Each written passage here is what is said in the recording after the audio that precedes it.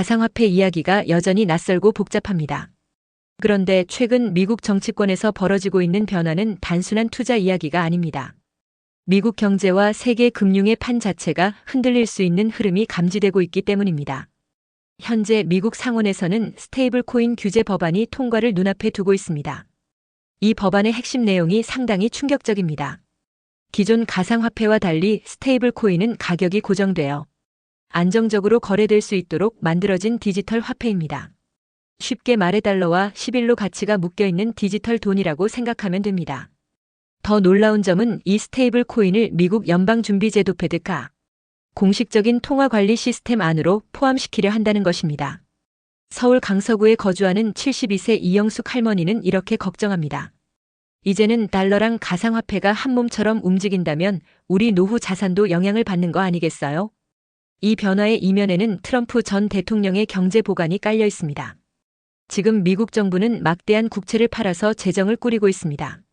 그런데 스테이블 코인이 확산되면 이 코인을 발행하는 민간 기업들이 대규모 달러와 미국 국채를 확보해야 하기 때문에 미국 국채 수요가 자연스럽게 늘어나게 됩니다. 결국 이 구조는 미국 입장에서 보면 상당히 유리한 카드가 됩니다. 세계 금융 시스템에서 달러 패권을 더욱 공고히 유지할 수 있는 비밀병기가 되는 셈입니다. 강릉시에 거주하는 74세 이준섭 어르신은 이렇게 말합니다. 중국이나 러시아가 위안화로 세력 넓히려고 하는데 미국은 이걸로 한 방 먹이겠다는 거네요. 현재 금융시장의 움직임도 이 흐름과 맞물려 돌아가고 있습니다. 최근 몇 달간 달러는 약세를 보이고 있고 미국 국채 가격도 떨어졌습니다. 대신 가상화폐, 특히 비트코인과 스테이블 코인들은 강세를 보이고 있습니다. 서울 은평구에 거주하는 70세 이복자 할머니는 이렇게 말합니다. 요즘 애들 말로는 코인이 대체 투자 자산이 된다고 하던데 이게 그 말이군요. 전문가들은 이 흐름이 단순히 가상화폐 투자 시장의 문제가 아니라 미국의 경제 전략과 직접 연결되어 있다고 강조합니다. 판을 흔들어서 미국 경제를 재건하겠다는 트럼프식 대전략의 핵심이 여기에 숨어 있는 셈입니다. 만약 이 법안이 본격 시행되고 스테이블 코인이 달러와 결합되면 앞으로의 금융시장에서는 단순히 금리나 환율만이 아니라 디지털 통화 시스템 변화까지 살펴봐야 할 시대가 될 수 있습니다. 무엇보다 시니어 세대 입장에서는 노후 자산의 안전성과 환율, 변동성에도 영향을 줄 수 있기 때문에 관심을 가질 필요가 있습니다. 실제로 지금 미국이 준비하는 스테이블 코인 법안은 세계 경제를 완전히 뒤흔들 수 있는 엄청난 변화를 예고하고 있습니다. 스테이블 코인 쉽게 말해 달러와 11로 묶인 디지털 통화입니다. 기존의 비트코인처럼 가격이 들쭉날쭉하지 않고 항상 한 달러로 고정되어 있는 것이 특징입니다. 미국은 이 스테이블 코인을 본격적으로 제도권 통화 안으로 편입시키려 하고 있습니다. 즉, 미국 연방준비제도 페드가 스테이블 코인까지 통화로 인정하고 직접 관리하겠다는 것입니다. 경남 창원시에 사는 73세 김영희 할머니는 이렇게 말합니다. 그럼 결국 가상화폐도 미국 돈처럼 쓰이게 된다는 거네요. 미국은 돈 벌고 다른 나라는 달러에 더 휘둘리게 되고요. 이제 핵심이 드러납니다. 트럼프 전 대통령의 전략적 보관이 여기에 숨어 있습니다. 현재 미국은 막대한 국채를 발행하며 국가 재정을 꾸리고 있는데 만약 스테이블 코인이 본격적으로 사용되면 스테이블 코인을 발행하는 민간 기업들은 대량의 미국 국채를 매입해야 합니다.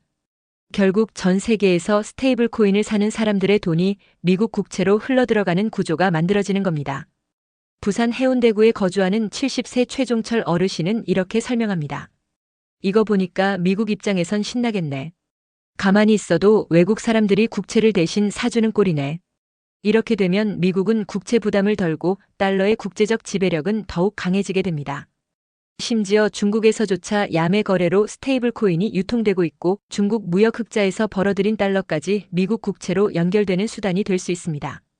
쉽게 말해 미국이 중국만 압박하는 게 아니라 전 세계 통화 질서를 다시 주도하는 카드가 되는 셈입니다. 그런데 한국 같은 나라는 어떻게 될까요? 서울 동작구에 거주하는 75세 장민수 어르신은 우려를 표합니다. 이거 우리 원화는 어떻게 되는 거요? 사람들 다 스테이블 코인으로 돈 옮기면 원화는 약해지는 거 아뇨? 실제로 이런 일이 벌어질 가능성이 제기됩니다. 스테이블 코인이 안전하고 미국 정부가 관리하는 통화가 되면 국내에서도 젊은 층을 중심으로 원화보다 스테이블 코인을 선호할 수 있습니다. 이 경우 국내 통화 정책의 힘이 약해지고 금융시장이 크게 불안정해질 수 있습니다. 전문가들은 다음 세 가지를 특히 경고하고 있습니다. 첫째, 미국은 단순히 중국을 견제하는 게 아니라 세계 금융판 자체를 흔들고 있다. 둘째, 스테이블 코인을 통해 국채 문제와 달러 패권을 동시에 강화하려 한다. 셋째, 한국 등 신흥국 통화 체제에는 심각한 도전이 될 수 있다. 이제 본격적으로 시작된 트럼프발 경제 대지진, 한국은 어떻게 대비해야 하나? 경기도 평택시에 사는 72세 이영자 할머니는 요즘 손주와 뉴스를 보다 깜짝 놀랐습니다. 트럼프가 또 대통령 되면 우리나라 경제가 엄청 흔들린다는데 그게 그렇게 심각한가 봐요. 이렇게 시니어분들도 미국 대선과 한국 경제의 관계에 대해 큰 관심을 보이고 있습니다. 미국 경제판 흔드는 트럼프의 큰 그림. 이번에 주목해야 할 트럼프의 핵심 전략은 단순히 미국 경제만이 아닙니다. 안보, 외교, 에너지, 무역, 가상화폐까지 한꺼번에 연결하는 지정학적 경제 전략이 펼쳐지고 있습니다. 미국 안에서는 스테이블 코인을 활용해 국채 문제를 해결하고 바깥으로는 중국을 압박하며 세계 무역 질서를 완전히 새로 짜려는 시도가 진행 중입니다. 서울 도봉구에 사는 74세 정태수 어르신은 이렇게 말합니다. 미국이 그냥 금리만 조정하는 게 아니고 가상화폐까지 가지고 환율 싸움하고 통화 전쟁 벌이겠다는 거 아니요? 한국은 준비가 너무 늦었다. 충청북도 청주시에 사는 70세 김은숙 할머니는 안타까움을 토로합니다. 우리는 이런 변화에 너무 늦게 대응하는 것 같아요. 국회나 정치권에서 이 얘기를 진지하게 하는 걸 들어본 적이 없어요. 실제로 전문가들도 우려합니다. 한국은 미국과 중국 사이에서 통상 수출 외교 정책 모두 전면 재정비가 필요한데 정치권 논의가 거의 이루어지지 않고 있다는 것입니다. 대기업은 미국으로 간다. 남는 건 내수 붕괴. 전북 전주시의 69세 박정철 어르신은 최근 기업 뉴스에 더욱 불안함을 느낍니다. 삼성도 미국에 공장 짓고 현대차도 간다는데 남는 우리 중소기업들은 어쩌라는 거요? 이게 바로 한국 경제의 가장 아픈 부분입니다. 대기업이 수출 전략으로 미국에 투자하는 동안 그 대기업을 따라가지 못하는 국내 중소기업 부품업체 자영업자 내수 기업들은 설 자리가 줄어듭니다. 대기업 한 개가 떠나면 그 주변을 바치는 수천 개의 중소기업, 지역 상권까지 연쇄적인 내수 타격이 발생하는 구조입니다. 이미 한국 내수는 흔들리고 있다. 서울 마포구에 거주하는 71세 김남수 할아버지는 동네 상권을 보며 이렇게 말합니다. 예전엔 퇴근하고 나면 치킨집이 꽉 찼는데 요즘은 텅텅 비었어. 경기가 많이 죽었어. 실제로 최근 통계에서도 내수 경기 침체는 점점 더 뚜렷해지고 있습니다. 소비는 줄고 소상공인들은 폐업이 늘고 청년 창업도 감소하는 추세입니다. 정부의 제조업 내수 방어 전략이 시급하다.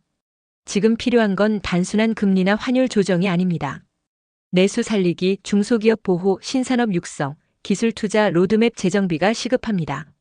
대기업 몇 개가 해외로 이전하는 것을 넘어서서 대한민국 전체 산업 생태계를 어떻게 재편할지 치밀한 전략이 필요한 시점입니다. 트럼프발 경제 쇼크에서 한국 정부 과제 3가지.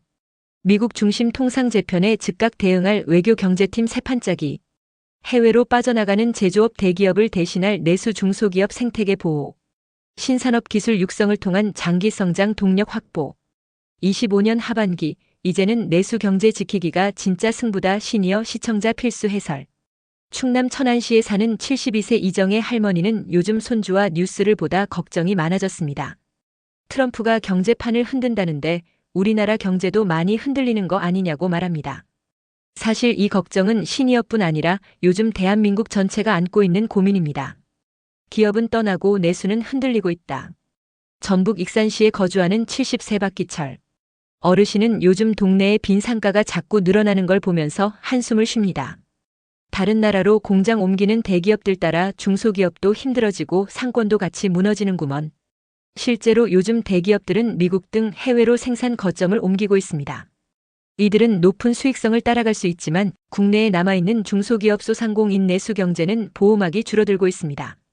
자동차, 전자, 반도체 등 대기업이 해외로 떠날 때 그 부품을 납품하던 국내 하청기업들 그리고 이들의 임직원이 이용하던 지역 상권까지 연쇄적으로 무너지는 것이 내수 경제의 현실입니다. 한국은 내수 패러다임이 바뀌고 있다. 경기도 안양시에 사는 69세 김명수 어르신은 이런 말을 합니다. 기업들은 돈 되는 대로 나가는 거 이해는 하지만 결국은 남아있는 우리 국민들이 먹고 살 길은 누가 챙기나 싶어요. 바로 이게 핵심입니다. 대기업이 해외에서 번 돈을 어떻게 우리 경제와 공유 쉐어링할지 그리고 해외 투자를 대신해 다국적 기업의 투자를 한국으로 유치하는 전략이 시급하다는 지적입니다. 예를 들어 K-반도체 클러스터도 단순히 국내에만 기대기보다는 글로벌 기업을 불러와 새로운 산업 생태계를 만들어야 한다는 것이죠. 문제는 무역보다 내수에 있다. 서울 노원구에 거주하는 74세 윤경자 할머니는 이런 말을 덧붙입니다. TV만 보면 미국, 중국 트럼프 얘기 나오는데 결국 우리 동네 가게, 우리 손주 취업이 더 걱정돼요. 맞습니다.